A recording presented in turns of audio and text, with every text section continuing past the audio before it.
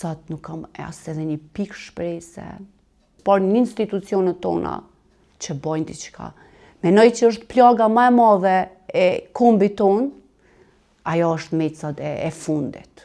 Kur të vdes, veç të varri shkan edhe gjenë preje për të afërmin tanë, nuk i mo që ka bën tjetër, na nuk kemi ku.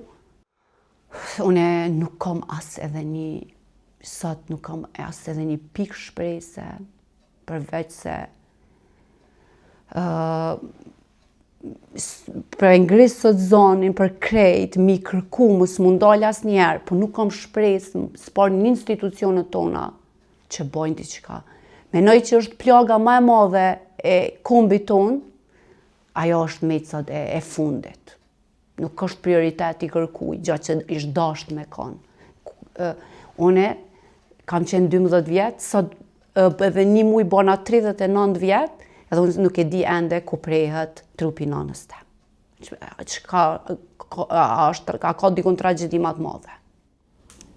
Mu po m'bjen me intervistu familjar dhe kur gjenë trupi, tash është ndru në një lajmë të gëzush. Po, normalisht. Qysh është shpjegan qëto?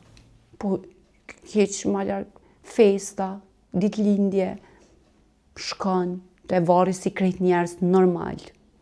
Edhe e bën një lutje për shpirtin e saj, i thu diçka që e ndjen, njëri kur të vdes, veç të varri shkon edhe gjenë preje për të afërmin tanë, nuk i mo që ka bën tjetër, na nuk kemi ku, përveç fotove që na kanë met edhe ato pak, jënë up në luft, edhe kujtimet kanë dasht me na i zhduk. Edhe nuk e di sa mban njeri, çfarë force ka njerë thamë kam, unë, e vllaznit e mi, e baba jem.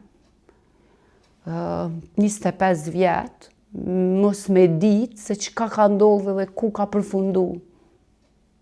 Është shumë e rëndë, është e pa imagjinueshme. Shpeshherë, kur te kujtoj, thom, se aksepton të runi 25 vjetë, unë nuk e di ku e ka varri nana jem. Njeri që ma ka dhënë në jetën. As një kafsh nuk trajtohet në qëtë formë.